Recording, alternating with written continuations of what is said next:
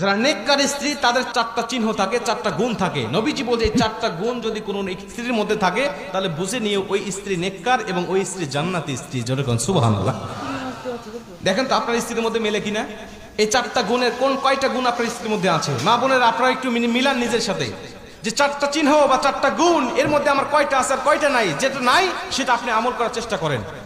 প্রথম নম্বর, নবীজি বলছে যেই স্ত্রী কথাবার্তা বা অঙ্গ ভঙ্গি দিয়ে সবসময় তার স্বামীকে খুশি রাখতে চায়, সন্তুষ্ট রাখতে চায়, হাসাতে চায়, আমি নবীজি বলছি ওই স্ত্রী আদর্শবান স্ত্রী। যেরকম সুবহানাল্লাহ।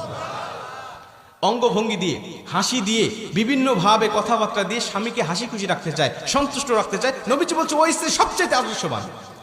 আপনি মিলান তো আপনার স্ত্রী আপনাকে হাসায় কিনা, আপনাকে সন্তুষ্ট রাখতে চায় কিনা, নাকি সবসময় মুখ গোমরা করে রাখে। যদি হাসাতে চায় বা আপনাকে সন্তুষ্ট রাখতে চায় বুঝে নিয়ে নবীজির ভাষা অনুযায়ী ওই স্ত্রী আদর্শবান। 2 নম্বরে নবীজি বলছে তুমি যখন বাহির থেকে আসবে তখন তোমার স্ত্রী সংসারের কাজগুলোকে সামান্য সময়ের জন্য স্থগিত করে তোমাকে সময় দেয় কিনা। আদর্শবান স্ত্রী সাময়িক সময়ের জন্য সংসারের কাজগুলোকে স্থগিত রেখে বা একটু স্টপ রেখে তখন স্বামীকে সঙ্গ দিবে। বাইরে থেকে আসছে জুতাটা খুলে দিবে, জামাটা খুলে আলনার উপর রেখে দিবে, এরপরে কি লাগবে গামছা মুখ ধুয়ে আসছে ওয়াশরুম থেকে টাওয়ালটা আগায়া দিবে, তার কি দরকার এদিকে সে মনোনিবেশ করবে। নবীজি বলছে যখন আদর্শবান স্ত্রী এটা করবে আল্লাহ পাক তখন ওই স্বামীর মধ্যে স্ত্রীর জন্য মোহাব্বত ঢেলে দিবে। জোরে কোন সুবহানাল্লাহ। তো এইটা হলো 2 নম্বরে। এরপরে 3 নম্বরে নবীজি বলছে যখন স্বামী মানসিকভাবে অশান্তির মধ্যে থাকবে, ব্যবসা বাণিজ্যে লস খাইছে বা কোনো দুর্ঘটনা ঘটছে, কোনো একটা মানসিক ডিপ্রেশনের মধ্যে স্বামী আছে, তখন নেককার স্ত্রী যারা তারা স্বামীর ভুল না ধরে স্বামীকে মানসিকভাবে তাকে বিভিন্ন সাপোর্ট দিতে থাকে, প্রশান্তি দেয় বা সাপোর্ট দিতে থাকে যে আচ্ছা তুমি যেটা করছো সমস্যা নাই, তুমি ব্যবসায় লস খাইছে তো সমস্যা নাই, আল্লাহ আবারও আমাদেরকে আরো ভালো কিছু দিবে। আর যারা বদকার স্ত্রী তারা বলে আমি কইছিলাম তোমাকে এটা না করার জন্য, আমি কইছিলাম এই ব্যবসাটা না করার জন্য, আমি কইছিলাম ওই জায়গায় না যাওয়ার জন্য, তুমি আমার কথা শোনো না, এখন কেমন লাগে দেখো। এটা হলো বদকার স্ত্রীর কথা। নেককার স্ত্রীর কথা আচ্ছা তুমি যেটা করেছো এটা তো আল্লাহর তরফ থেকে হয়েছে, আল্লাহ তো বলেছেন ওয়ালা সাউফা ইউতিকা রাব্বুকা ফাতারদা, অচিরেই তোমার রব এমন কিছু দিবে যা দেখে তুমি সন্তুষ্ট হয়ে যাবে, অতএব মন খারাপ করো না, আল্লাহ এর থেকে আমাদের জন্য ভালো কিছু রেখে দিয়েছে। যেরকম সুবহানাল্লাহ। বলেন এমন কথা যখন কোন স্ত্রীরা বলবে স্বামীকে তখন ওই স্বামী কিন্তু যদিও কষ্টের মধ্যে থাকে কষ্ট মুহূর্তের মধ্যে দূর হয়ে যাবে, যে কেউ আমার পাশে নাই, আমার পাশে আমার মা নাই, বাবা নাই, আমার পরিবার পরিজন কেউ নাই, কিন্তু আমার অর্ধাঙ্গিনী আমার স্ত্রী আছে। আর একজন স্ত্রী যদি তার মানসিকভাবে শারীরিকভাবে যদি সাপোর্ট দেয় এর থেকে বড় সাপোর্ট একটা পুরুষের জন্য আর কিছু হতে পারে না। কথা বলে ঠিক কিনা? মা বোনদেরকে বলতে চাই একটু মনোযোগ দেন আমার আলোচনার প্রতি।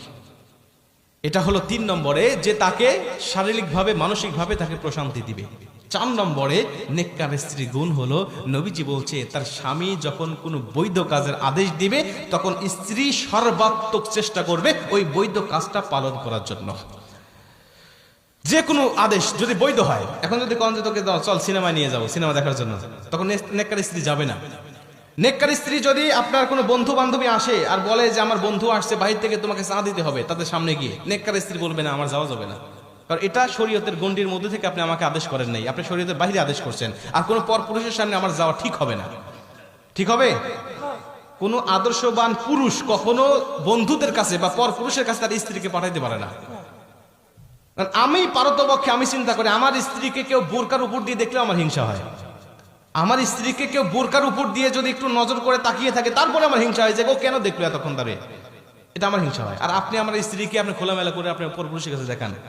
অনেক যুবক আছে নতুন বিয়ে করার পরে ফেসবুকে ছবি আপলোড না দিলে ওর ঘুমই হয় না, ওর বাসরাতই হবে না যদি ফেসবুকে আপলোড না দেয়।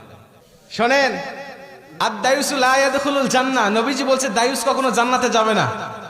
কোথায় যাবে না? জান্নাতে যাবে না। নবীজিকে সাহাবীরা জিজ্ঞেস করলেন ইয়া রাসূলুল্লাহ দায়ুস কারা?